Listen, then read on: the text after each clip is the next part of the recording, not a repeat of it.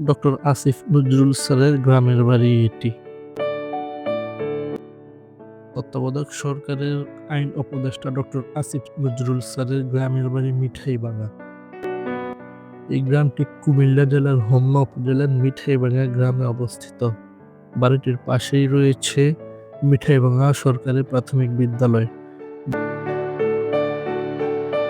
এটি অবস্থিত কুমিল্লা জেলার হোমনা উপজেলার মিঠাইভাঙ্গা গ্রামের হোমনা টু রামকৃষ্ণপুর রোডের পাশেই। ধন্যবাদ।